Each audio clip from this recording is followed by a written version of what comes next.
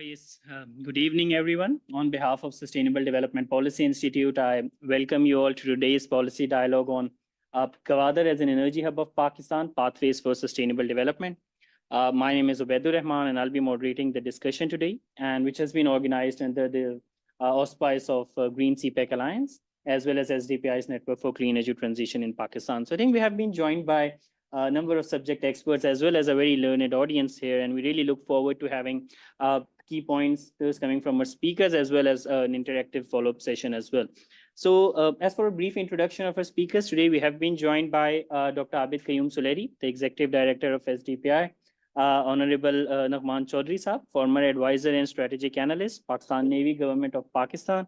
We will be joined by Dr. Hassan Daud Bhatt, former director of CPEC at Ministry of Planning Development Special Initiatives, and also an associate professor at Bahria University, Islamabad. We'll also shortly be joined by Ms. Sheng. She is the director of China Study Center at National University of Science and Technology. Mr. Shakil Ahmad Rame, the chief executive officer of Asian Institute of Eco-Civilization Research and Development. Dr. Iram Ashraf, she is also a research scholar and has a lot of expertise in the CPEC. She has joined us online. Thank you so much, Dr. Iram, for joining us all the way from there.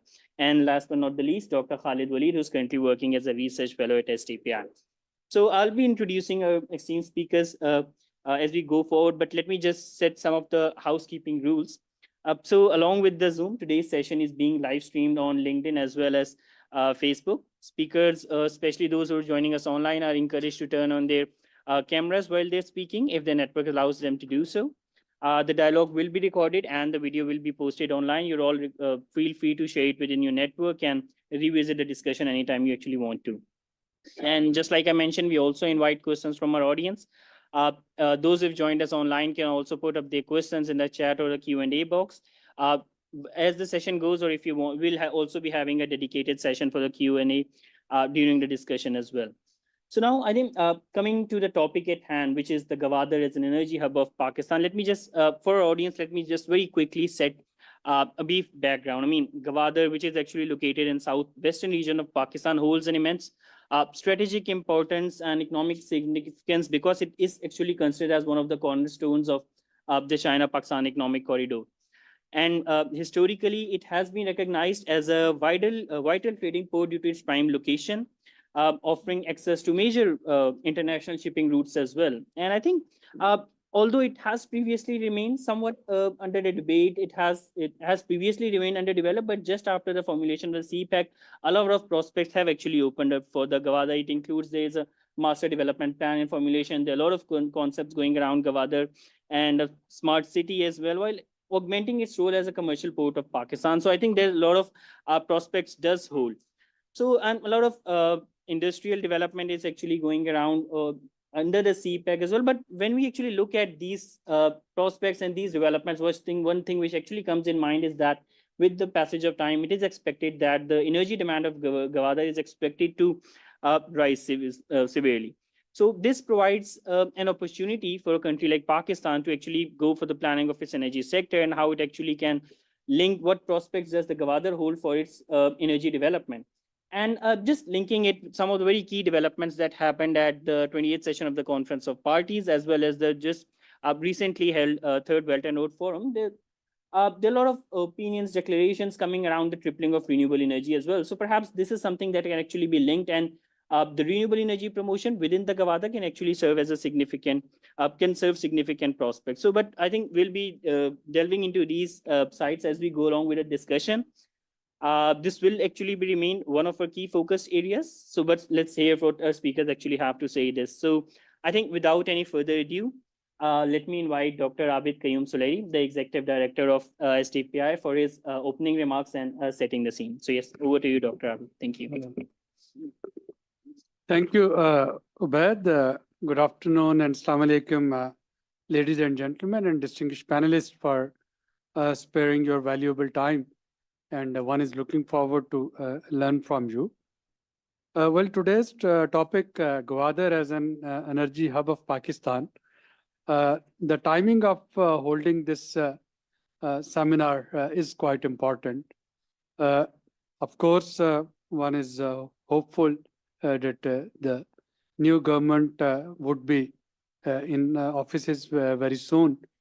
And with the new government, some new agendas and some renewed agendas, that becomes empirical. And that is why we thought that in the run-up to formation of the government and after election, we have been conducting the sort of seminars and the topics which we feel would be extremely crucial for any government at federal as well as in provincial level.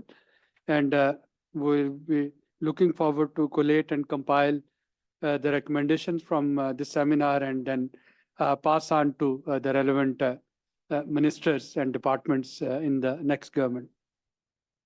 Now, coming back to the topic today, Gwadar and development of Gwadar, it has its co-benefits. Of course, first thing first, it is an unfinished agenda of CPEC. We know due to COVID and due to other geopolitical tensions and situation that was beyond the control of Pakistan and China, Gwadar, perhaps one can argue, couldn't develop the way it should have been. The Gwadar port was there, but it couldn't be made functional in the manner that it deserved. The second important issue was this uninterrupted supply of energy. And one sees that Gwadar is still dependent on electricity import from Iran.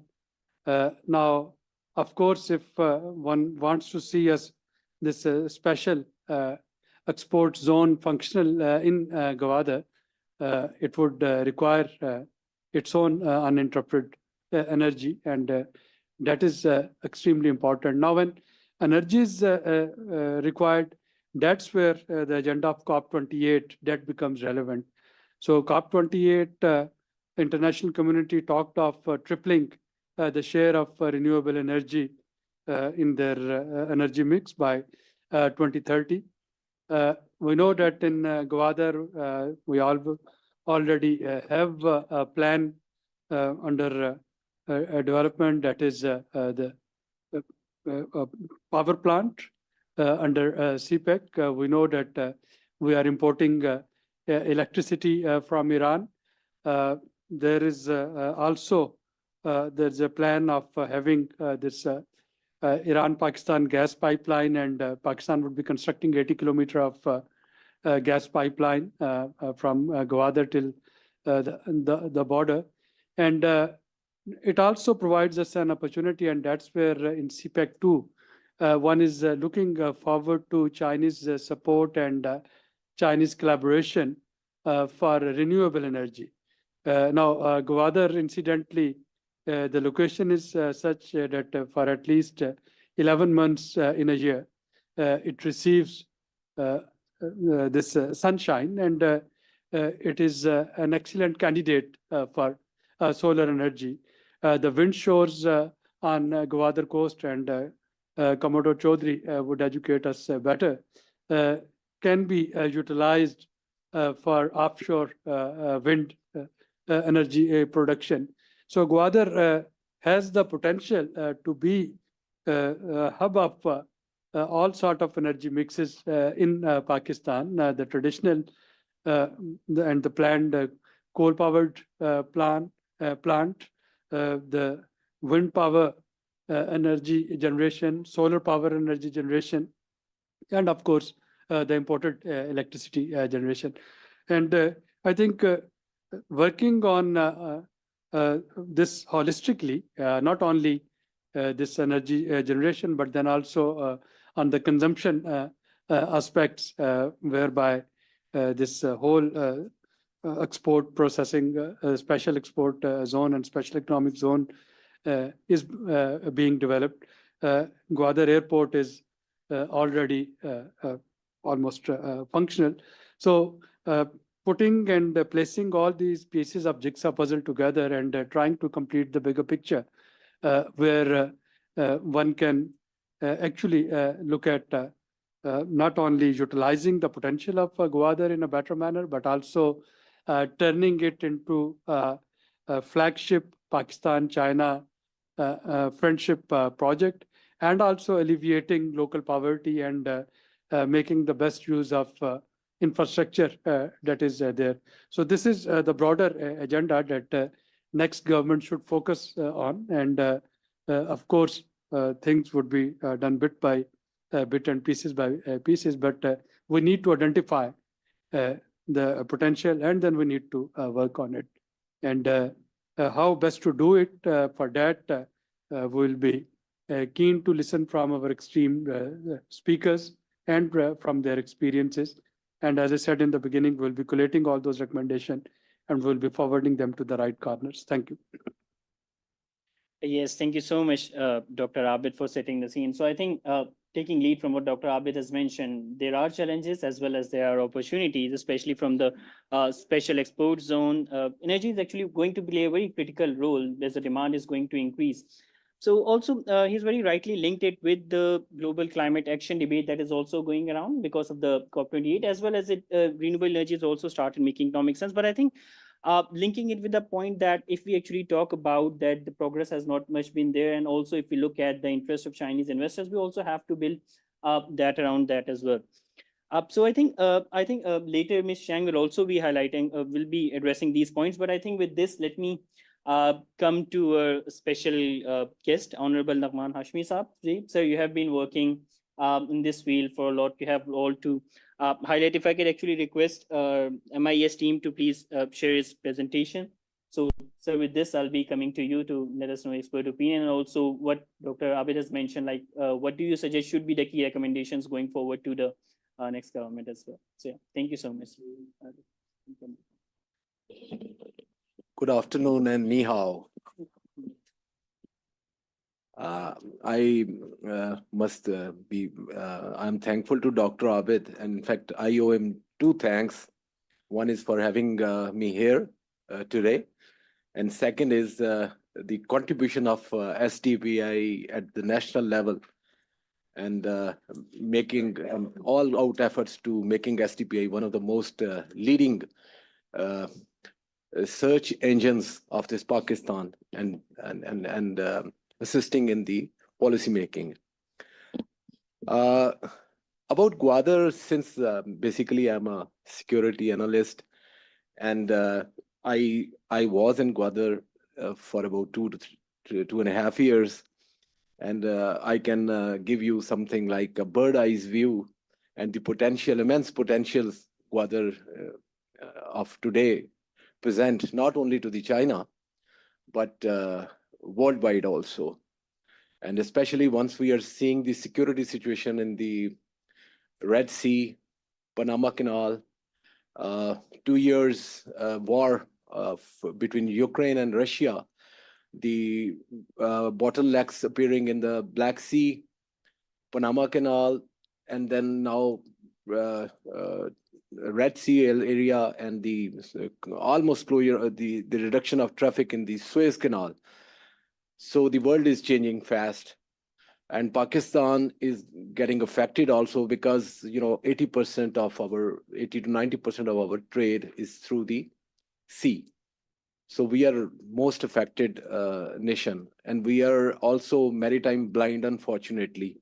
More or less, our policy planners, they have land-oriented thinking, and that is the most unfortunate part. But just so coming back to my formal part, and I'm sure this injection of research by STB will go a long way in triggering and expanding the future research thinking in maritime domain, as well as on the blue economy of Pakistan. Today's talk is aimed at evaluating, this is how I have planned it, evaluating the significance of coast of Pakistan, especially the Gwadar, which is situated at the crossroads of regional connectivity. And almost it's ready to take off, provided the funds are rightly channeled in, and the donors and the investors are serious now to invest over there. including the government of Pakistan. As you know, Gwadar port is a natural deep sea port and has all the potentials of turning as a regional energy hub. Its importance has been further enhanced once we see the security situation in Persian Gulf also now deteriorating fast. Ladies and gentlemen, primarily, I was responsible for the security of the Gwadar port also. And that's why I have quite a bit insight what has been happening over there since 2014 on. And I may be able to throw some light on that. And we may touch upon some of the impediments also due to which there have been some delays since the conception of the Gwadar port. And in the end, I'll be more than happy to answer any questions if you people have. I'll open up my talk with the Indian Oceans with a quote of great strategist Mahan. It's probably the, can we move forward with the slide? Yeah, keep moving.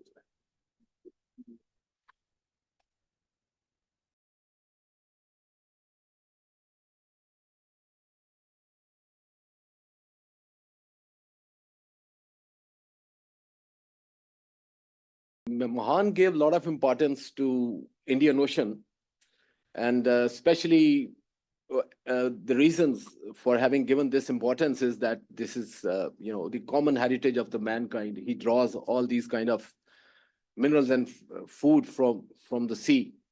All the nations, they are connected through the sea. 90% of whatever the littoral states are, the trade it passes through the sea. It's about the world population, which you can see, and over, I don't need to emphasize the coverage of the oceans, self-explanatory.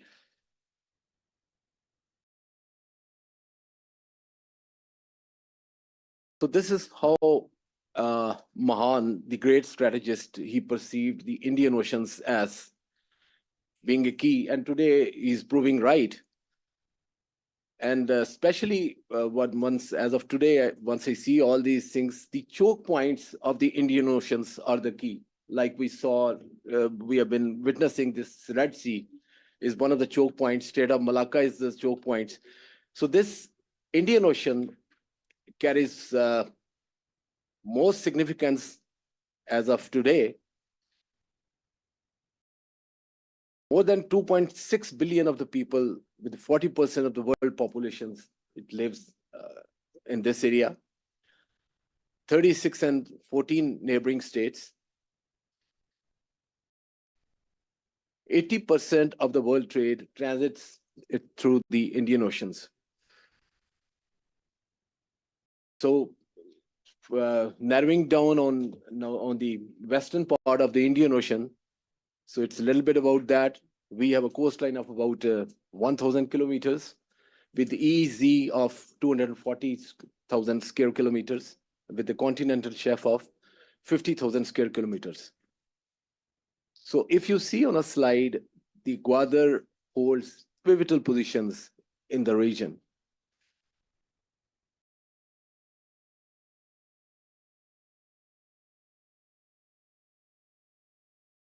As of today, the Karachi port, it carries 70%, 75% of the cargo, with Port Qasim 25%.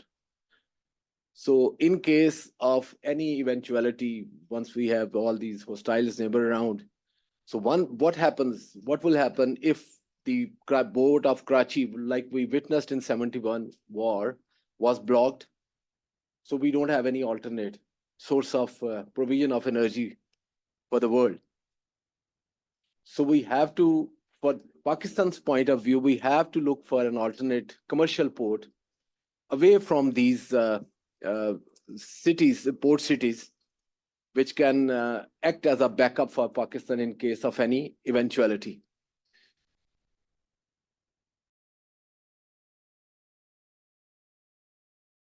So this is the present state of, unfortunate state of, if we just make a comparison of the maritime awareness and the size of commercial shipping fleet of Pakistan, directly or indirectly, it contributes towards energy. If you even see countries like Bangladesh and Sri Lanka, just have a look and compare them with Pakistan, the fleet we have, and even these 57 ships, which the slide is showing, they are on lease. We don't own 80% of these merchant fleet. So it adds to my argument that we don't have any maritime awareness at all. And unfortunately, in last decade or so, the share of Pakistan National Shipping Corporation has shrunk further to 13%. So that is another irony. Under the circumstances, I see this port Gwadar as a future hub for Pakistan. Energy distribution to this hinterland in Pakistan also originates from Karachi, other harbors, Pasni, Ormara, Jeevni, Khor Kalmat, Somiani, Basol. So they are the small ports or the small fishing towns. So they in future can also be added to the potentials of Pakistan. Ladies and gentlemen, original conception of Gwadar port and the reason for having a third port, as I just mentioned, in addition to Karachi and Qasim, were conceived because both Qasim and ports are located very close to each other, susceptible to air and ground attacks in case of blockage. As of today's Pakistan maritime trade, which remains unfortunately untapped, stands at US 7.5 billion or so, and Pakistan's shipping industry, like I said, such as PNSE, only lifts 10% of the national cargo. And as of today, Pakistan contribution in shipping cargo and fuel is the lowest as compared to even smaller regional countries. Subleasing Pakistan's cargo supplies goes to Pakistan to the tune of 5 billion freight charges we are spending additionally. Similarly, tourism all along the coast, water sports have all immense potential, but these are all dependent on one thing, and that is the energy. If we zoom in more on Arabian Sea and energy lanes, Gwadar ports holds the key as it is anchored at crossroads of these most important energy routes, connecting land and sea routes.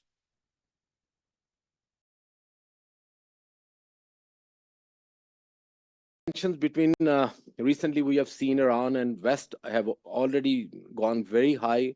Persian Gulf continues to witness skirmishes even today. Unabated missile attacks on tankers and refineries, and successful demo of Iran's capability to challenge superpowers and assert its control, including mining, which one of the journalists had recently claimed that in case of further breaking out of tensions, I think they have all the capabilities of mining and choking this Persian Gulf and Strait of Hormuz. Thus, the spin-offs of Gwadar port over the other ports, which we see, you can see them on the slide also. It lies outside the potential war zone. It's at the crossroads of Middle East, Central Asia, and East Asia.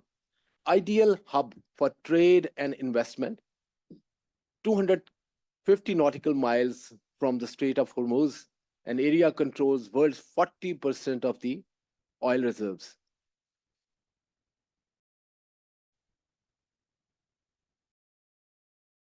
Gwadar port, therefore, acts as linchpin of China's policy also for the future energy resources, including One Belt, One Road, and revival of Chinese dream of Silk Road.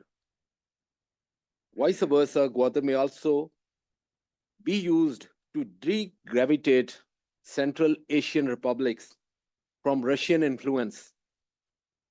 Once their dependence on Russia diminishes and connectivity with the Gwadar gets established. This is during our track 2 dialogues with the Americans, we have always been emphasizing this point, that why the Gwadar and its connectivity with the Central Asian republics is so important, and how Gwadar can play its role to de-gravitate the Russians, the cars from the Russian influence. Studies also show that the oil reserves of Gulf countries will not last long beyond 40 years. So what is the option then? Once we see the Gwadar port also.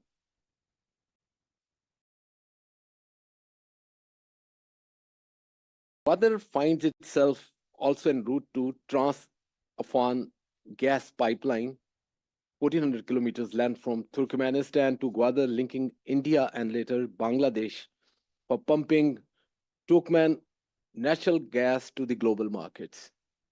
Our geographic location in the proximity of Central Asian republics thus bestows upon Pakistan as one of the vital export corridors in the region. However, the key here lies in stable and peaceful Afghanistan. While zooming on Gwadar further, just view its strategic location from a positive lens while keeping aside politics and superpower rivalries. And even keep the Chinese interests for a minute aside, focusing how Gwadar port can be a game changer and act as an energy hub for the neighboring countries.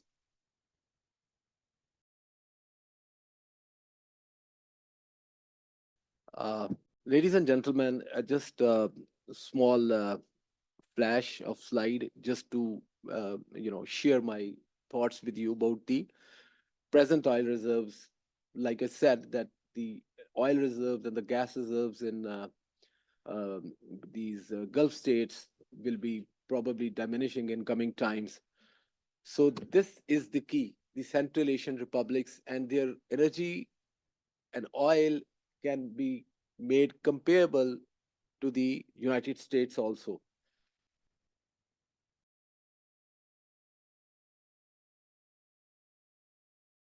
See the reserves just for an example, Uzbekistan, and make a comparison with Saudi Arabia, and then see its proximity with Gwadar. There's another slide. It shows the coal and energy reserves of these Central Asian states. I'm just leaving this PowerPoint with Dr. Khalid if in case somebody needs it at the later stage, and may apply a correction also. Yeah, it's been a year and a half old. Maybe you'll be able to further vet it. So this is another comparison. This slide basically depicts the distances. Like now, as of now, the route of Red Sea and more than 40 to 50% of the trade is being routed through Cape of Good Hope.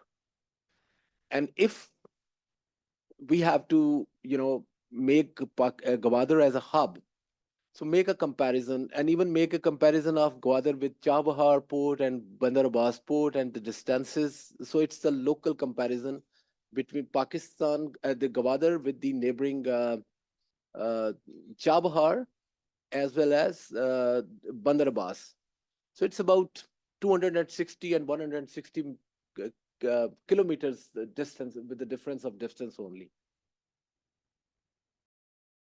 So another comparison, if and now the origin port here, what I have chosen is Kashgar, and the distances from Gwadar, and let's suppose if we ship a cargo from Salala to Kashgar, it's going to take 27 days. And if at all Gwadar, begins to start, working at full cylinders and all the port operations, they get commenced. So there'll be a difference of, just imagine, 20 days. And imagine in terms of cost benefit analysis, cost of fuel, cost of the pace, and the time, and the burning of this the carbon fossil, environmental degradation. So there is no comparison. And then the people make also comparison nowadays with the Rotterdam. They make it a hub, and then they start making comparisons. So if we take Rotterdam as a hub port, shipment port, so there'll be a difference of 21 days if we start shipment from Gwadar.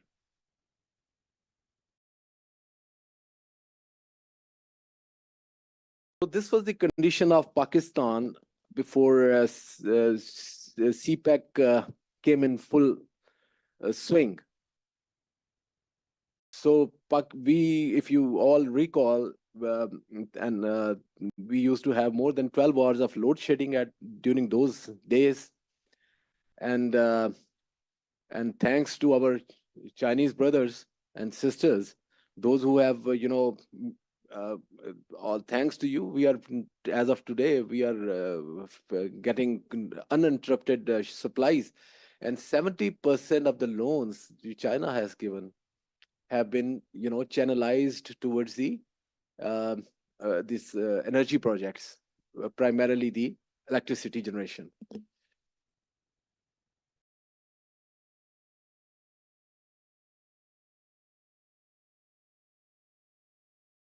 Sorry, I'm faster than my slides.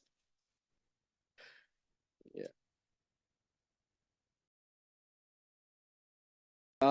Pakistan, ever since partnering with the United States, coming to 9/11, which took the worst terms in case of economic loss, which we incurred, and unstable Afghanistan, Center for the Research of Security Studies argue that until 2001, Pakistan did not have a single incident of a suicide attack. And these all terror-related issues. And by the end of 2009, the country had endured 200 suicidal attacks besides other terror-related activities. So one of the why I am telling you this, that because of why the Chinese nowadays, they are hesitant in undertaking development, is one of the reason is the superpower rivalries and the wrestling of the neighboring countries going on in order to retard the Chinese and discourage them from investing in this part of the world.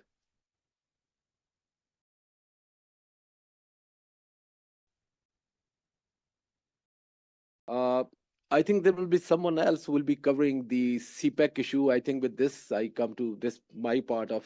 Yes. And thank you very much. If you have any Yes, questions. thank you so much, Thank you. Rahman Saab. This has been extremely helpful. And I think just to take a couple of points, you very rightly pointed out that, I mean, this is to be a game changer for Pakistan, especially given its geographic location, the safety provisions, and also it provides us a perfect case to look for a third commercial port in Pakistan as well. And you've also touched upon some of the very good points around the energy statistics as well.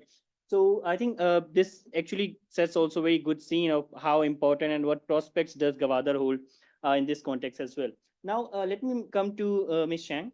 Ma'am, definitely there has been a lot of developments within the CPEC, just like you mentioned in there as well. But just taking lead from what Dr. Abid mentioned at the start, that definitely there has been some concerns. And also, as we are going towards CPEC 2.0, we're also looking at a lot of B2B engagements with the Chinese, and the industry development has also come up. So at the same time, perhaps we also need to address how do we actually address the challenges that the Chinese is facing as well as the private sector is facing, because a lot of developments, just like we initially talked about the on and off grids, that also have a lot of challenges. So how do we actually go through these challenges, and what recommendations do you have here to give it this platform that we can actually sort of take up and try to sort of address this? I think if I could also request our MIS team to please share a few of the slides which Ms. Shang has also prepared. So yeah, with this, over to you, Ms. Thank you so much for joining us. First of all, thank you all. And my PPT is exactly last night I made according to your question. So my question is, first of all, this might be my last talk in SDPI, because today I do not want to talk about something sweet and beautiful. Our chairman mentioned the new government. Let's target the new government and let's talk about something reasonable and the real world. Ladies and gentlemen, I'm really sorry, Scarlett today will tell you the real story. And let's talk about something reasonable. Next page. Can I borrow the, thank you. Okay, so let's talk about challenges. This is the topic I was given by SDPI, including the situation, including for private Chinese companies, what's the problem they are facing, and including the solution. And this is my sustainable analysis. First of all, let's see three huge conflicts. First one conflict is more green and more, energy, renewable energy.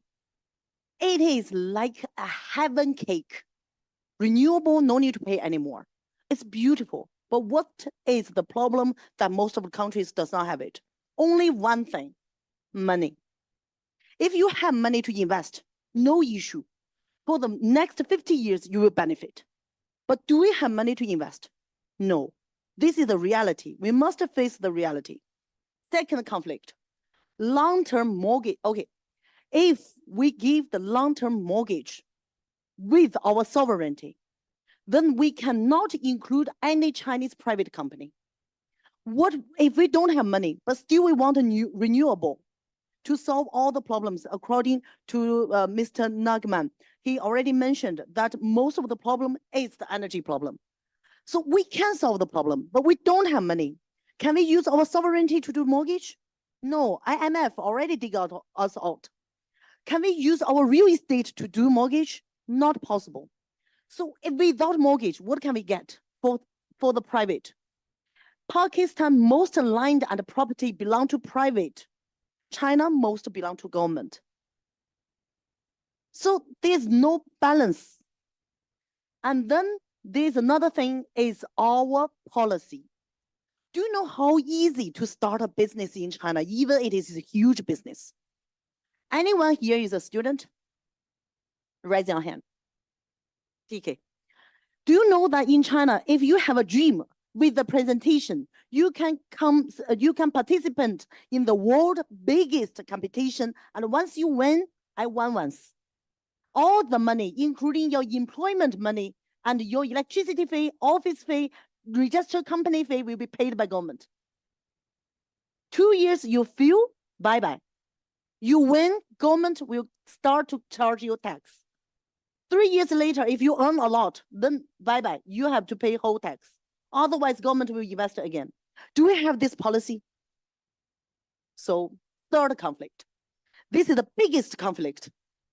Long-term interest and short-term profit. Okay. So the thing is, what do we take from our pocket to buy the Chinese companies to come? We don't have investment. We don't have control of foreign exchange. Chinese companies earn money over here. Huaneng earn money, CEC earn money. Can they bring money back? If you go to somewhere with your whole money you invest and cannot bring any money back, will you invest?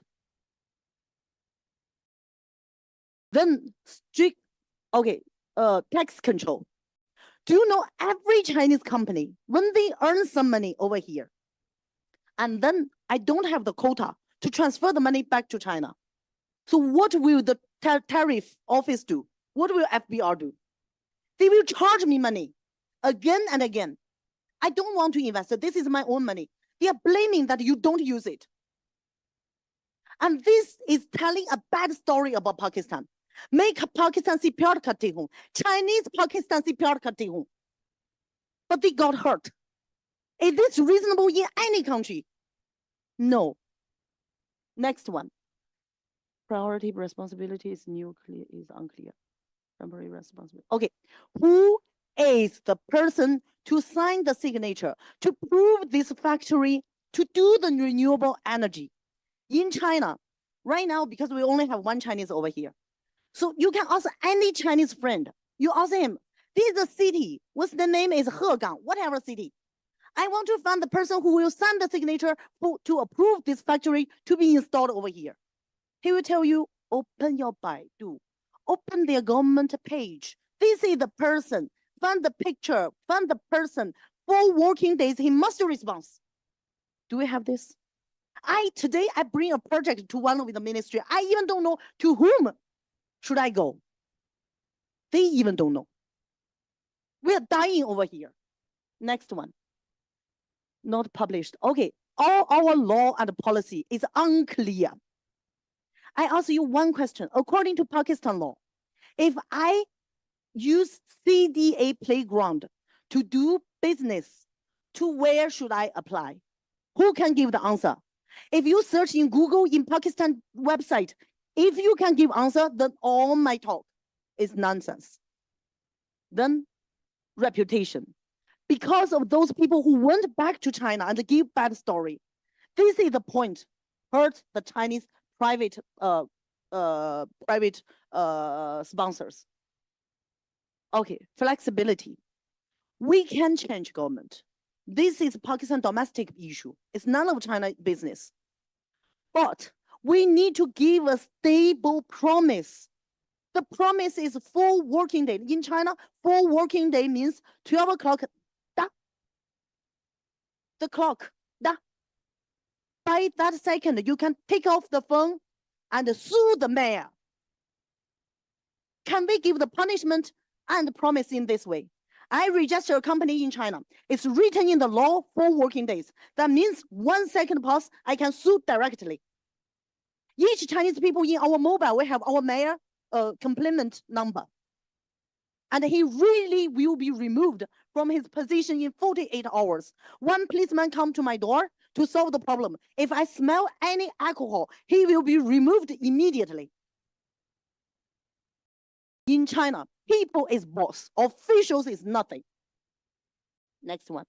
No one dare to decide to give away a, okay. Pakistan never ever lack of those people who has a dream. Never lack of good officials. We have so many people. I saw so many officials sacrifice their life for Pakistan, but they don't have any authority. Without an approval from this office, this office, this office, and this office, they cannot do anything. They have dream, they can't do anything. And we are suffering. So in this case, with these 3 huge conflicts, let me ask all of you one question. China money is ready. China technology is ready. My dear brothers, sisters, how much do you know about Chinese investor?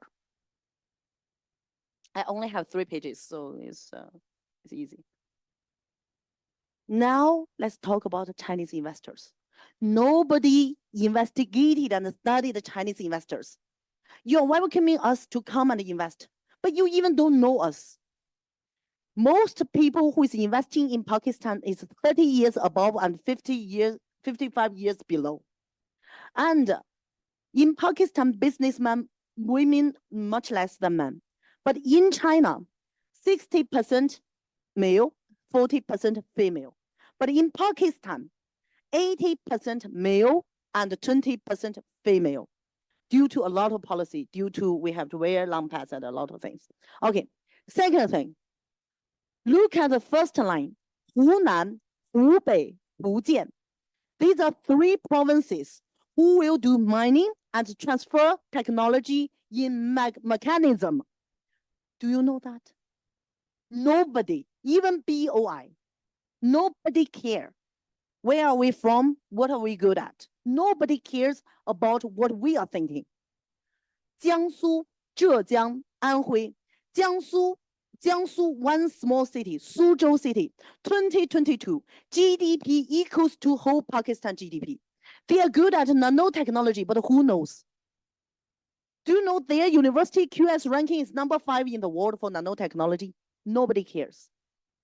Zhejiang province, good for finance aid for any private PPP and whatever mode. Nobody knows and nobody cares. Anhui province is good for e-vehicle. Nobody cares. And then the third line, Shandong province, Guangdong province, and Sichuan province. Do you know in this world, there are only 26 industrial chains. And there's only one country have all the 26. And there's only one province who has the 26, all of them. That is Shandong province. Do you know that? Even BOI does not know that. You never study the person you invite to come. And the last line, Xinjiang province, Gansu province, and Ningxia province. These provinces have our Muslim brothers most. They are interested in education cooperation with us.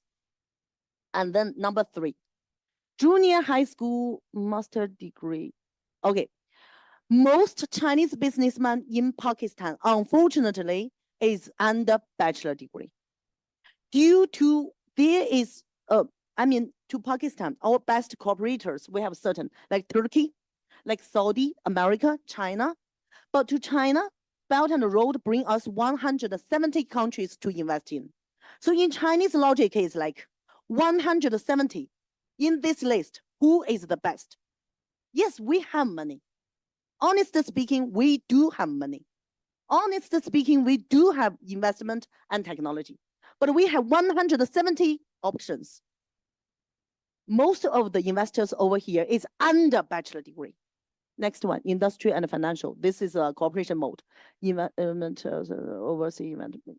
Okay, so next, I directly go to next page. So now, what does Chinese want? First, do you know that with their investors' money, the investor is not the director of the company. With their directors' money, each government will invest. Chinese government give you money. And then they will directly invest in Pakistan? No. They will do SPV company in Oman, in Saudi. Why? Pakistan tax is too much high. We are not a developed country, but we already require development in development country level. This nonsense. We don't bear the pain. We never become stronger. We need to bear some pain. Nobody dare to make this decision. And then this one already mentioned. For Chinese company, after the SPV company, they will register in Pakistan with local investor. Why they want local investor? First, selling channel. Second, human resource. Most important thing is security. In their psychology, Chinese people's psychology is different. They feel safe. Brother, you are with me. We go up together. We go down together. I feel safe. No matter it's reasonable or not. This is the Chinese logic. Next one. So after all of this, what do they do? Pakistan local market is number one. But China market is number two. Third market is open market to every country. But Chinese company come here to do business mostly for IPO. Any people can tell me IPO policy in Pakistan? You ask any Chinese businessman, they can simply draw a line. To go for IPO in different market is clear and neat. So this is what do they want. So my dear brothers and sisters, please understand, in Chinese investors' brain, first thing is efficiency, because they pay money to try the fault. They do not use money to buy victory. Chinese people use money to buy mistake, because after you finish mistake, all left is victory, especially in energy field. Second one, security. Third one is interest. They do not want to make energy over here only for Pakistan. They want Pakistan to use their infrastructure to sell energy to the neighborhood. Open the market. Do not require, I have a good plan. Please come and invest. No. What do you want? You want money? You want IPO? In China, can you get IPO? No, it's so hard. But I am a green line. It's easy for you to get IPO in Karachi. Let's do it over here. And we successfully made one case. So that's all from my side. Thank you. Thank you. Thank you, Ms. Shank, for highlighting this. We really appreciate your opinions. But I think let's just sit down and discuss this further as well. Because and your talk, while highlighting the challenges, also mentioned some of the solutions here as well. And so let us sort of try to discuss a few of these during the discussion as well. But first, let me come to Shakil Ahmed Rame Saab. Shakil Saab is the CEO of IRED. So Shakil Saab, you have been listening to the discussion, initially the agenda that Dr. Abid mentioned, then some of the prospects which Nagman Saab highlighted, also as well as some of the challenges which Ms. Chiang highlighted as well. So in your perspective and the theme we're discussing, how do you actually see that? And if you could also respond to some of the questions that have been highlighted here as well. So yeah, thank you so much for joining us. Over to you, Shakil. Thank you, Obed. I think Ms. Chan, she did a wonderful job and made my job easy, because I have exactly written for the challenges. Because we talk a lot about what we have, opportunities. Opportunities are always here. It's not about the opportunities. It's about how we capitalize on that. I just give one or two examples, then I move forward to my presentation. I have just concluded my book, China at 75. So we are launching this book on 7th March at Institute of Regional Studies. I was wondering, Shenzhen, special economic zones. Do you know what's its economic size right now? 477 billion. And Pakistan total GDP is 330 or 35 billion. And from where it started, only few millions, I think 40 or 50 millions. Need to understand how they went for the reforms. Just to give one example. In China, being a socialist country, they don't go for the contractual jobs. State is responsible for the job, but they allowed contractual jobs in SAZ in the Shenzhen. So that's one example. There are a lot of things we can talk. And the second thing, there's a challenge fashion company in Pakistan. I am doing interviews of different Chinese CEOs who are working here with the collaboration of China for my YouTube channel. They told me they have established more than 100-acre SAZ in Lahore. And the government is not giving them a 3.5-kilometer road to connect it to the main road. Can you imagine 100 kilometers? They were, if I tell you the details, you will be shocked how much it can contribute. But seeing this, but I also teach political economy to Chinese company and some also the Chinese people here. There are also certain problems which Chinese also don't understand Pakistan. So they want us to run like China. That is not possible. So they have to let us to run like Pakistanis, but with efficiency. I do agree. Now coming way, it's a huge topic. We can someday, other day, we can organize and we can talk about it. On a Gwadar, there are 2 or 3 things I want to talk. In your this note, introductory note, you said there would be a population of 2 million. You have quoted somewhere 2 million. But in 2014-15, I was doing a study with ODI UK. We concluded that Gwadar city cannot support more than 300 to the 600,000 people to the water non-availability. This is a huge difference, 2 million and 300,000, because there's no water available. Groundwater is brackish. We cannot drink. The nearest dam is 85 miles away from the Gwadar. If we have to divert a canal, it will take 1,500 kilometers from Indus to the Gwadar. The best available scenario is 300,000 to 500. We have to keep in between. And when we were at that time, we also calculated the 1 bottle of water after desalination. It would be 125 rupees. This half liter. This is a half liter or quarter. In 2014-15. So who will from where it will cost? And Pakistan will have to give 12 billion per year as a subsidy. So water will not be available up to the 3,000 to 600,000. So this figure is extremely exaggerated. So we need to be very careful when we have to talk about the potential, because when we talk about the potential, and that was the reason. So there was a mushroom growth of this housing societies. Gwadar mein ghar banaye, sea view pe plot lein, without realizing what it can be.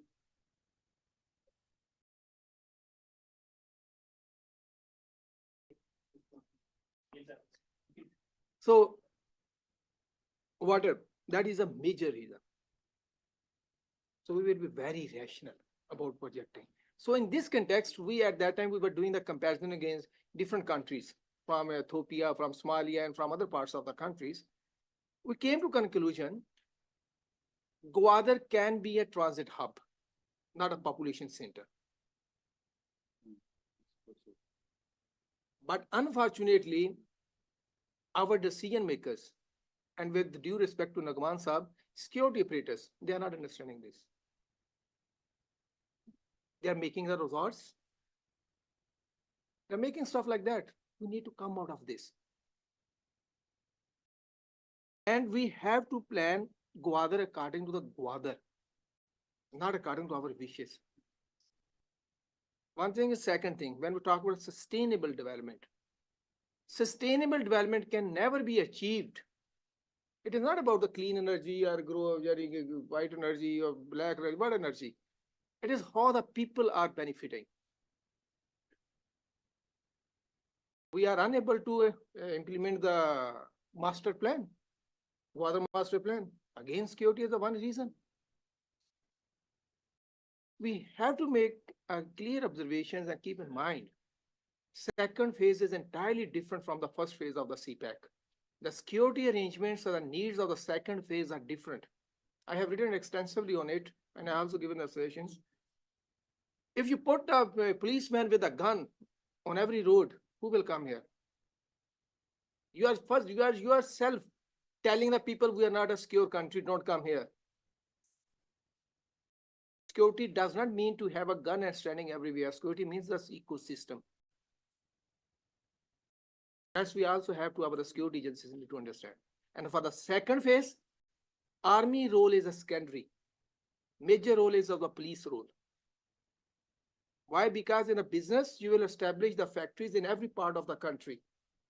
You have, for example, one again give the example of Challenge Fashion. They are right now, they are employing 5,000 people. You have to take care of the security profile of 5,000 people. That police can do because they are trained to interact with the people. Hundreds of thousands of people you have to. Army is not trained for that. Army is trained for something else. Umbrella. They have to come as umbrella. So social development of Gwadar would be very important. Like I was reading, President Xi Jinping once said, I think on a PAC meeting. So he said, yeah, we have to rationalize our GHG reduction emissions according to the living needs of the people. We cannot we cannot introduce climate smart agriculture or climate smart activities at the cost of living needs of the people. Because for any intervention to make it a success, you need support from the society. With the support of the society, you cannot make any difference. And that is much needed in Gwadar, where the life of the people must be upgraded. In Balochistan, the life of people must be upgraded where they can see what is a benefit, and then we can say, support us. Like Mislo pyramid, you cannot teach morals to a empty or hungry man. If you want to teach them the moral and ethics, first you have to provide them the food, security. Then you can talk about. So there is a need of social development of the Gwadar. Then we can talk about the sustainable development. And last thing which I want to mention, China is a way ahead in the renewable energy and they want to do it. Maybe we are overselling. Maybe Pakistan is thinking like that. In the next few years, China have to import only energy from the Middle East. As the Nagman was saying, the Central Asia. For Central Asia, China does not need of us because China is a neighbor. One thing and second thing which we don't calculate, Xinjiang. What resources Xinjiang have? And that is a basic problem of the all problems in the Xinjiang. So international community knows they want to create disturbance in Xinjiang so that China will not be able to use the fossil fuel resources there. But we don't discuss it. That gave us an impression we overemphasize on the CPAC. And last year, China invested on renewable energy. Do you know what China made investment on renewable energy last year? Any guess? 980 billion US dollar. That is equal to the GDP size of Turkey or Switzerland.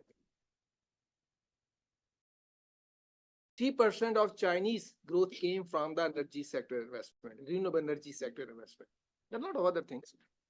So China is not dependent on, maybe in the next few years, China will not be dependent on any other countries. need China, what China is thinking, basically China is thinking to build international architect or the international relation by adhering to the philosophy of the shared prosperity. That's why they are cool and cucumber, we can say like a cucumber, but it does not mean they are dependent on us. This is oversold. For example, we say the strategic position. If we have to go to the Central Asia, what is the strategic position of Afghanistan? It's a relative term. Don't make it the absolute term. Strategic importance is a relative term. And work on the area where is a needed in the business environment. Facilitate. I will close with only one example. So once CPEC authority, they asked me to talk to some people for the SSG investment. So fortunately, my friend from Germany, he is a head of a Small and Medium Enterprise Association of China. Of Germany. And the German SMEs are the best SMEs in the world. I said, okay, I organized their meeting. They said, do you have any comparative analysis of your SSGs? After 10 and 11 years, we don't have. And the study on the comparative analysis we have from the PIDE, it is not even like a childish study. It is less than that. Thank you. Yes, thank you. Thank you. Thank you, Ramesh Saab. I think you very rightly pointed out how we need to be rational in everything we do, everything we say. So how people are benefiting, you also very rightly, you also pointed out what security arrangement would actually mean. I think we would later also request Nu'man Saab if we want to respond to any of the points later as well. But with this, let me just go to, you also highlighted very valid points around the social development on Gwadar, the water challenges. But I think just in this regional context, let me just come to Dr. Iram Ashraf. Dr. Iram, are you with us? Yes, thank you so much, Dr. Iram, for joining us. You have been listening to the debate. You've also written a lot on the CPAC. We have been following you since long. So again, coming to you, how do you see this debate, and how do you think we need to address this regional cooperation point as well? And also, if anything you would like to highlight in the respect to this discussion ongoing as well. So yeah, over to you, Dr. Iram. Thank you. So first of all, I would like to say thank you very much for inviting me today to speak to you all on this topic. And I have to say, I am so, hang on, let me just see, because I can't see you. There you are. So I'm so glad that you invited me to speak. And I've been listening to some of the speakers before me, and it was so refreshing to hear people actually challenging the narrative. Because oftentimes when I participate in any event on CPEC or related, the picture that is provided is full of opportunity, full of positive stories, and nobody then is able to explain, well, why is it that we don't see CPEC grow the way that it was expected? So here, when I'm listening to Ms. Chung and the previous speaker regarding addressing the issues, it's very refreshing for me because I'm somebody who's also working towards trying to find data on CPEC activities. Because one of the way you improve the facilities is you have transparent data available that you can then analyze and say, well, okay, so which projects did well, where didn't we succeed, and then how do we proceed for the next future 10 years? On the question today for Gwadar and the renewable energy, I have to admit one good thing about this, all the negativity even is, one good thing is we have 10 years now of CPEC to study and analyze what has worked and what hasn't. So when you come to renewable energy projects, so for example, if you look at this solar park that was made, the Quaid-e-Azam solar power park in Bhavalpur, I think there, then you have in Sindh, you have the Chimpir and all the Daivu wind energy projects. So you have all these projects which somehow have taken place in Pakistan. So I think the next step should be learning from them. Well, what were the issues that they have come across? Where were they successful, and how can that be implemented in the case of Gwadar? But unfortunately, again, the whole topic that we're talking about, Gwadar as energy hub of Pakistan, that is such a big statement to make when you realize that Gwadar is not even connected to the national grid system of Pakistan.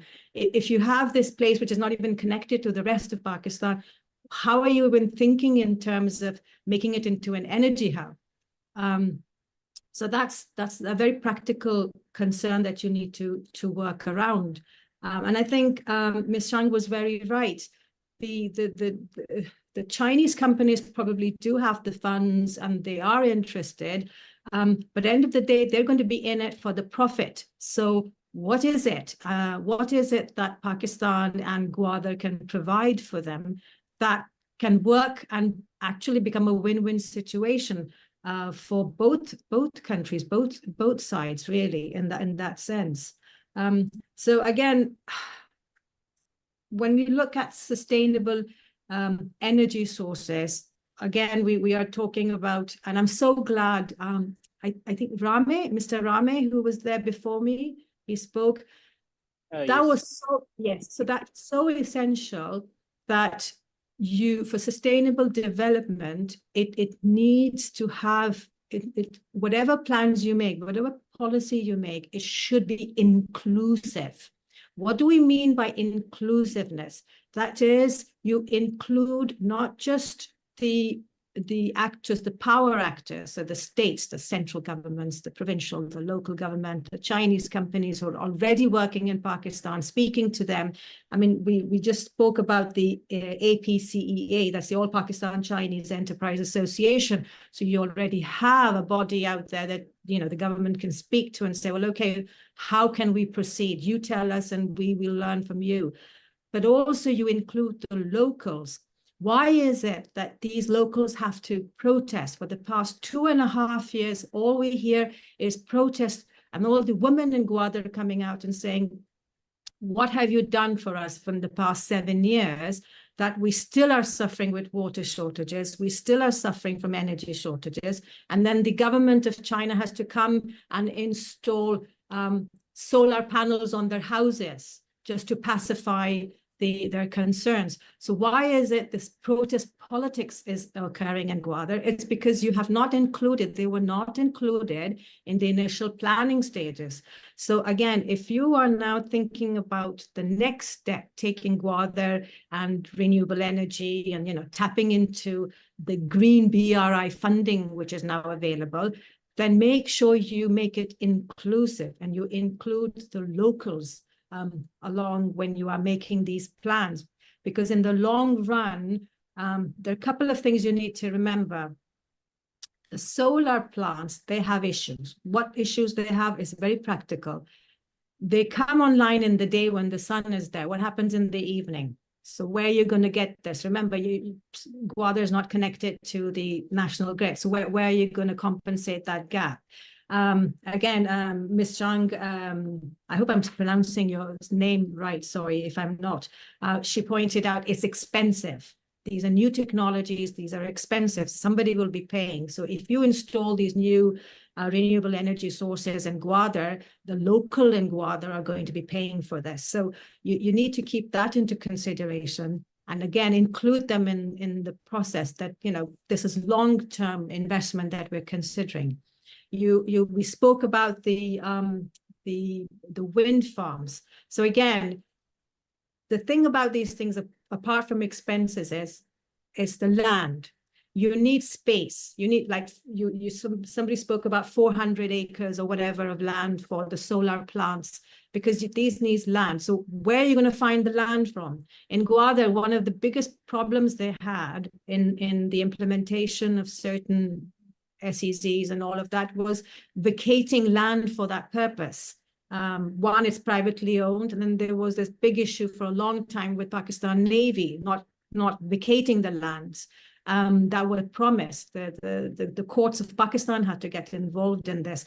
That's not conducive for investment purposes.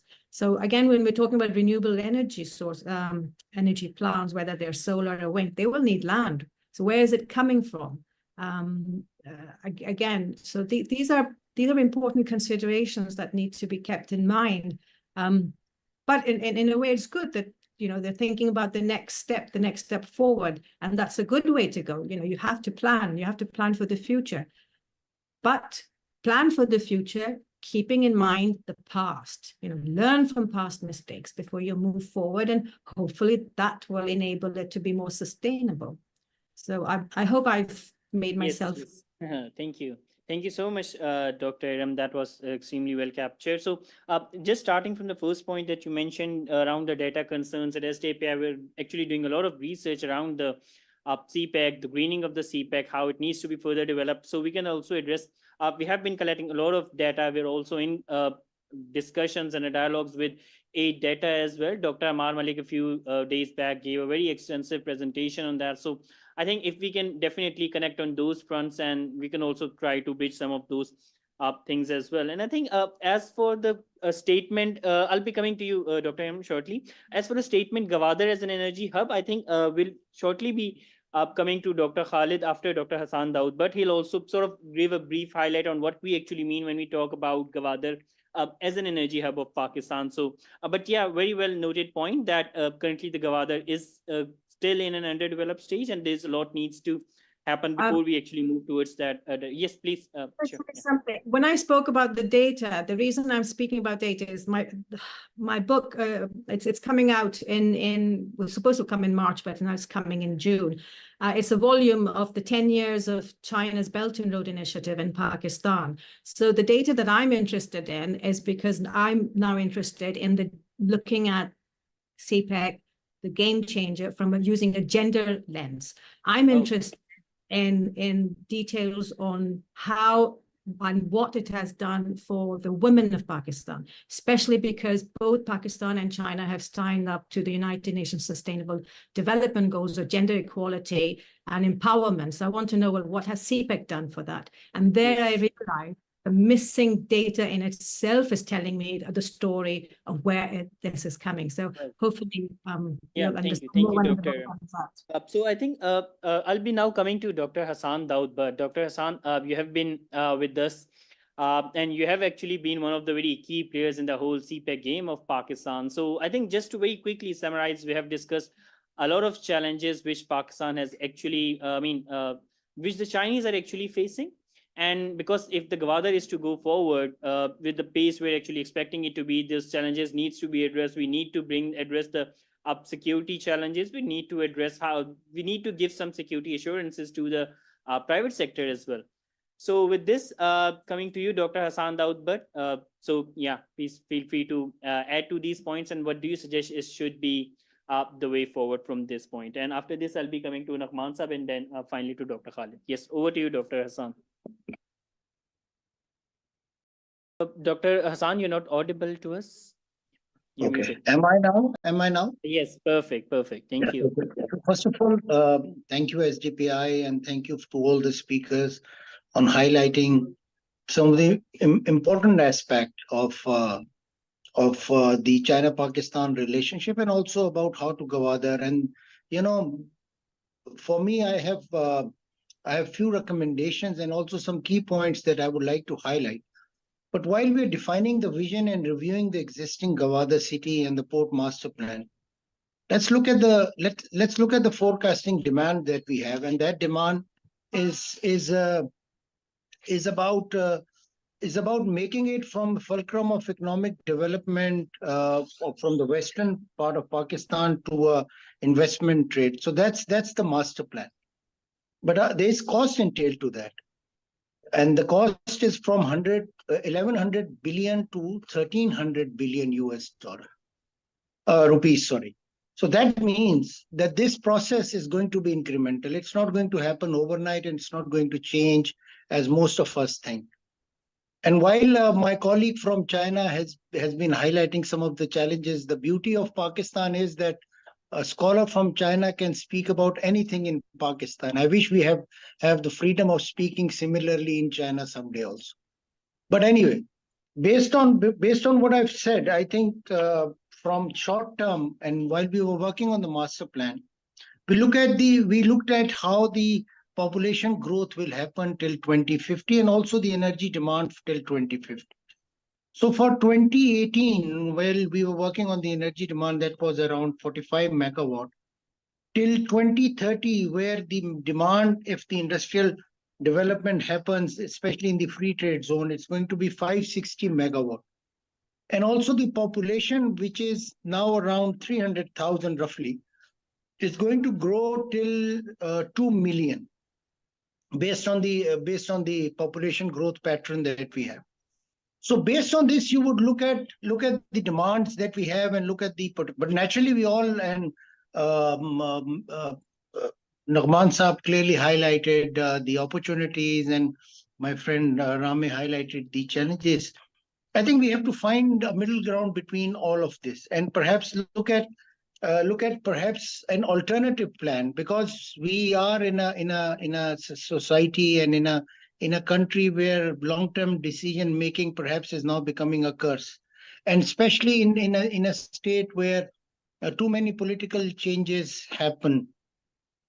But the best part is that now in Islamabad, and I can tell you unequivocally that now in Islamabad, when we talk in the Planning Commission and when we talk in BOI and rest of the places, Gwadar is figuring out as a place, and we are having similar discussion that we are having now on opportunities and challenges in Islamabad and amongst the policy makers.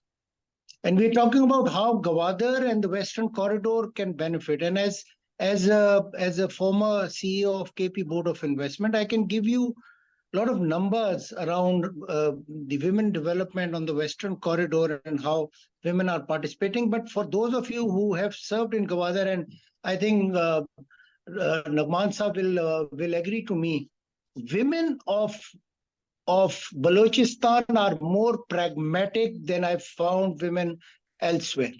And they participate in the economic decision making. And when I was working in Gwadar, I used to travel there, stay there. So, in GPA, GDA, and working on this. And I saw this happening. And even if you look at the results of Balochistan female students in Quaid-e-Azam University, you will agree to what I'm going to say, because they're doing phenomenally well in terms of their academic pursuits. So based on this, and naturally this discussion is not on gender equality in Gwadar, it's about economic development, and it's now becoming an energy hub.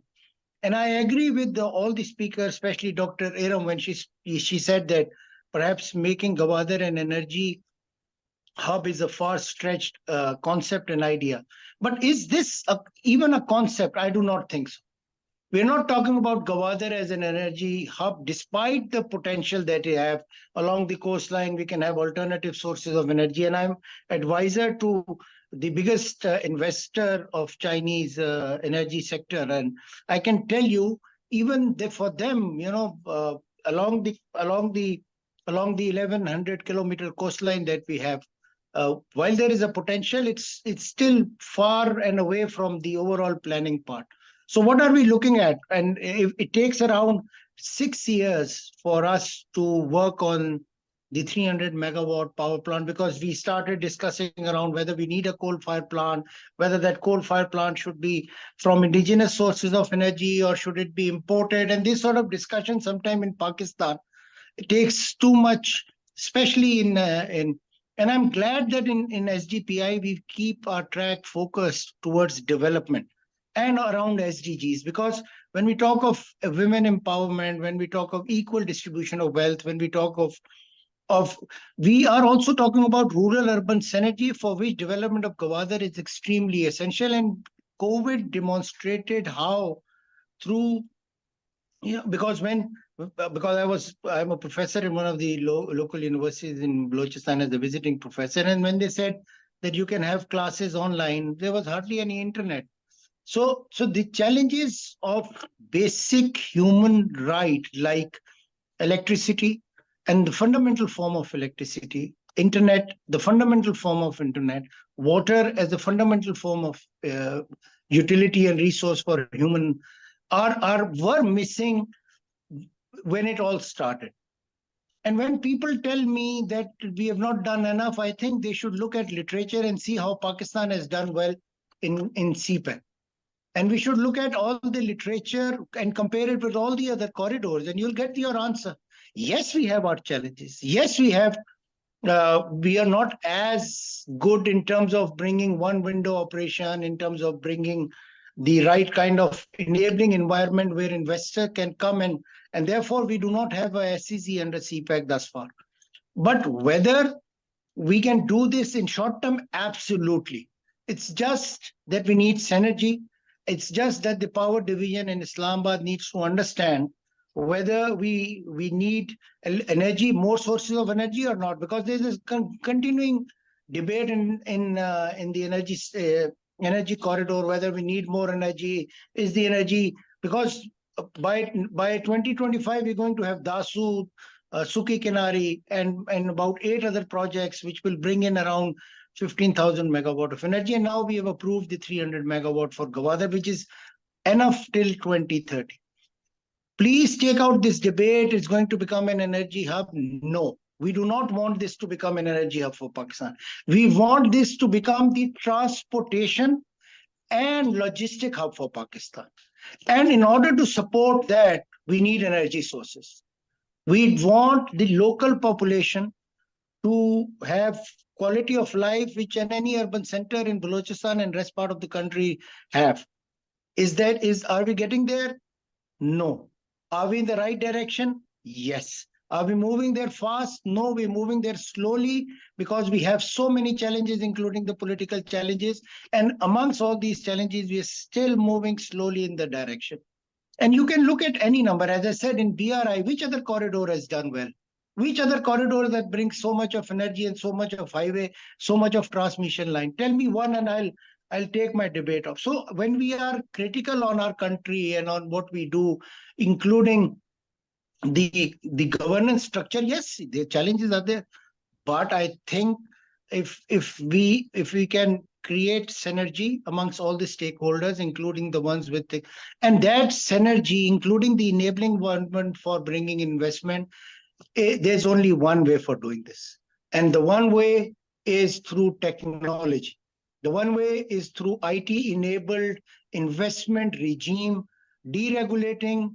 And I think the government, the past 2 governments have done well as far as regulatory guillotine is concerned. I think we need to deregulate more, especially in smaller provinces like AP, Azad Kashmir. And I think for Pakistan to change economically, Balochistan, KP, Azad Kashmir, and GB can become center of excellence for the economic development, the industrial development, because the size of the economy is small.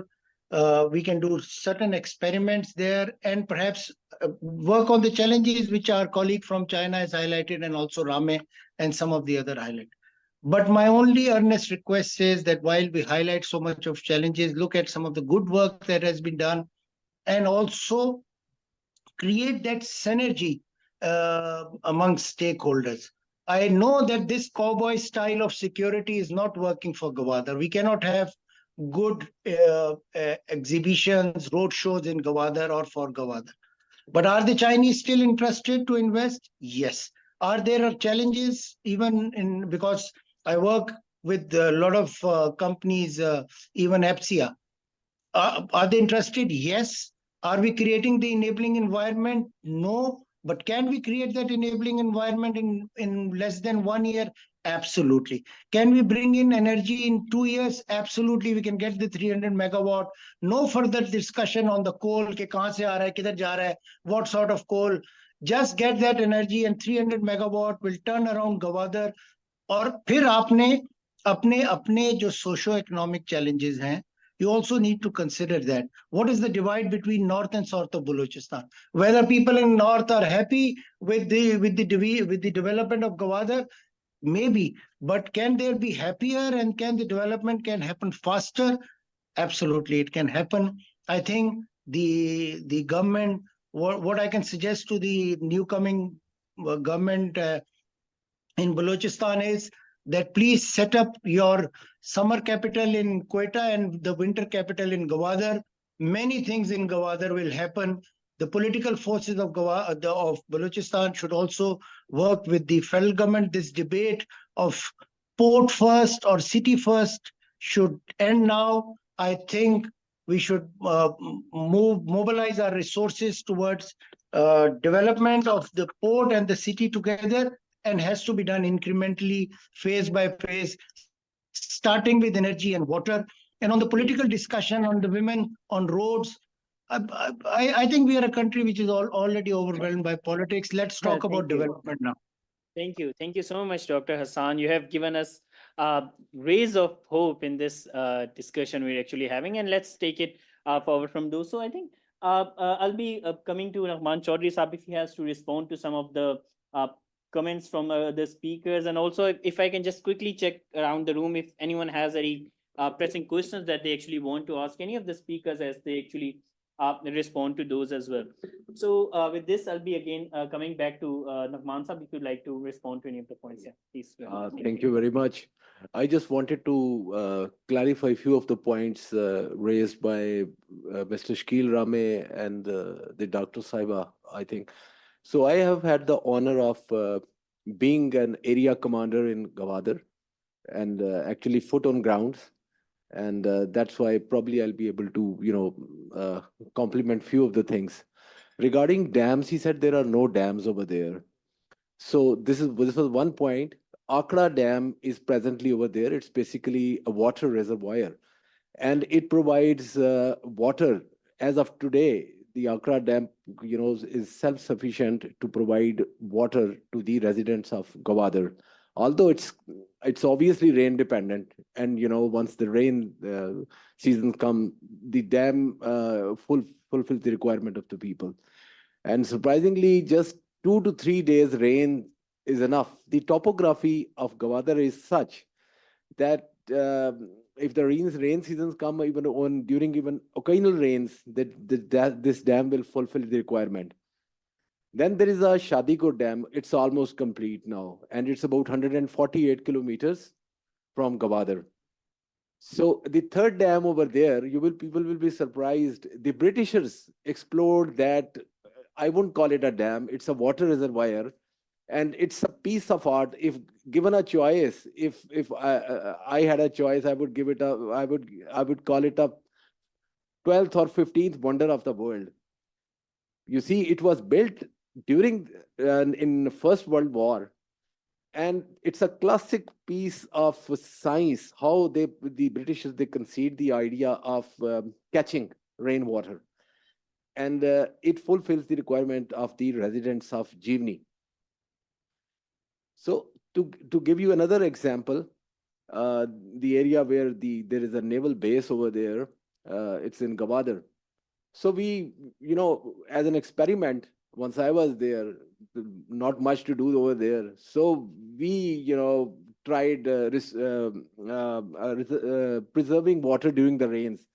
And in one day, trust me, I think we could, I made a small makeshift reservoir, and it, caught about more than 40 to 50 Bowser's equivalent water over there. So it's a food for thought for the future planners that still the area over there, the mountainous area, rugged, the kind of topography Gwadar and its surrounding has. The rain encatchment area is the key. Like, the previous government, and I think the previous PTI government had this kind of acumen. And the Prime Minister also used to, harp on this thing of catchment areas. This was one point. And my second point was there was the doctors have said that the Navy had some kind of issue and Navy was reluctant in provision of the land, and there is some kind of scarcity of the land over there in Gwadar area. This statement is not correct, because Navy handed over that land once I was there. It was 500 acres, which was required, which actually the requirement came in 7. And then Navy was obviously requesting the government to give us alternate land to shift the base. So they shifted the base, and that 500 acres has been handed over to Gwadar Port authorities, that land. And it's not only Gwadar, there is a vicinity, there are a lot of areas in vicinity of the Gwadar, going up to the Jivni, where the special economic zones can be made. Uh, and then there are other key areas, fishing towns over there, where there's land is still available, provided the investors they come up with the right kind of opportunities. And the third point I think someone highlighted was about the women empowerment. Uh, in 2009, 10, and until 14, I think we developed a lot of women's skill development center, and you will be surprised the kind of knowledge and the literacy rate now since 10 to 40, 23 has as talking about the women, it has increased manifold. I went to Quetta, I went to this Kadam University, another related university, Turbat, and in Turbat also, the women of Gwadar, they are doing marvels as far as the education is concerned. So probably we obviously we all have to work together. It was a far-flung area, and thank you very much. These were my three of the points. Yes, I thank think you, the thank rest you. of the people are also. Thank you, Nagman Saab, for highlighting these. I think just before going to Dr. Khalid, if anyone has any further comments or any questions anyone would like to raise, yeah, sir, please go ahead. Assalamu alaikum. I'm Commander Imran from Bahia University. As Sir Nagman and Hassan Daud and other speakers were telling, they have been in Gwadar. I have been acted as a Director Joint Kent Gwadar Kent at JS headquarters. So that, like Sir Nagman, I can also throw some light on the challenges are there. Of course, there are. As far as the energy is concerned, Gwadar is not connected to the national grid on that much scale, where even the 300 megawatt can be transferred. The main problem is that Gwadar peak power load is around 70 megawatt, and 300 megawatt project is to come up with it 150 plus 150. 150 will be coming where the power will go. Until that time, the things will not be, industry will not be there to have that load. And when the port come, the economic committee initially said that the wheat and the urea will come at the Gwadar port. It happens only one year.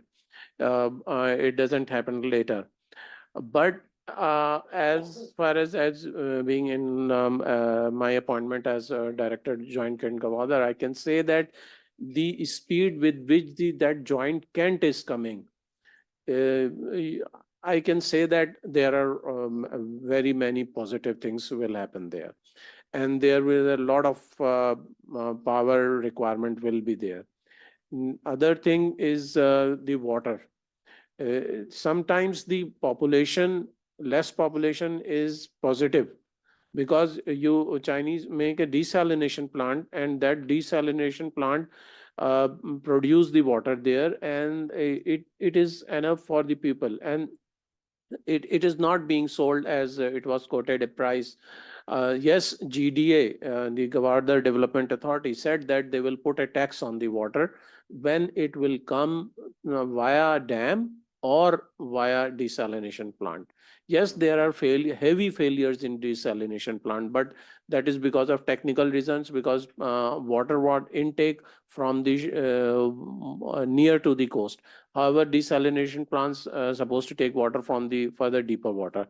So there are technicalities and things will be settling there. Yes, there is a challenge, like Ms. Yang said, there are the challenges. And there is a security is entirely different from other part of Pakistan. Security handling is different from, but there is a solar area is available. Like Dr. Iram was said that area is not available. If I have been there in Gwadar, if you can see a stadium vacant there, a football stadium, it is vacant, and since years and years it is vacant there. So you can only, you need that much space only. There is a lot of space if you go a little bit beyond the old Gwadar airport, not the new which is built by the Chinese. With the old airport, if you go from the Gwadar city to the old airport, it is a lot of land there. And the solar installations life is around 10 to 15 years. Then it is not good as far as the efficiency is concerned. So my conclusion is that yes, there is a opportunity, and as Dr. Hassan said, it cannot be energy hub. It is a local energy producer, local distribution, supporting the industrial growth and supporting the industries will and population growing there. And then it has to be act as a transition hub, transport hub, and transiting goods from Gwadar to the whole of the Pakistan. And this is the main idea of the CPEC, that to act as a hub for the transportation, not as a Yes, probably thank as the you, energy. thank you very so much. much, sir. That this has been extremely helpful. So I think with this, if Tahir Sahib, if you can just quickly ask the question. Thank you very much. Obviously, there are 6 corridors, and this CPEC is the only corridor which is north-south. All other corridors are east-west. And obviously, if it is developed fully, it will have a great impact globally. The biggest number of Pakistani outside Pakistan, they live in US, in the USA. Second biggest chunk is in the Gulf states, Qatar, United Arab Emirates, and Saudi Arabia. And the bulk of the remittances come from there. Whole of the trade of the Pakistan export goes to these places, and in Europe also. Do you think that the problem, Pakistan is very keen to develop more relationship with China. They're very sincere. They want, otherwise there's a close proximity. And the Chinese were. But the limbo and the spanner that has been thrown at us has something to do with the superpower competition. And if we want to move ahead, we must talk there how to resolve that. Because the US, from not the giving way here, US even want to block the China and the Strait of Malacca as well on the Gulf. So I think if we are serious, we must think something on that as well. And I would like some response from Commander Saab and the Yang as well. Thank you so much, Tahir Saab. So I think I'll be coming to Dr. Khalid, and whoever likes can actually later respond to this. So I think this has been extremely good discussion, and thank you, Ms. Shang, for highlighting all the challenges. And we really appreciate you how candid you were during the discussion. I think a lot has actually agreed with what you have mentioned, and this is what we need to address if we are to actually move forward. So we'll hopefully be hosting you again to let's sort of just try to address these challenges. We can sort of again work together as well. So I think Dr. Khalid, I'll be coming to you with this. Also, do shed the light on what we actually mean when we say Gwadar as an energy hub as well.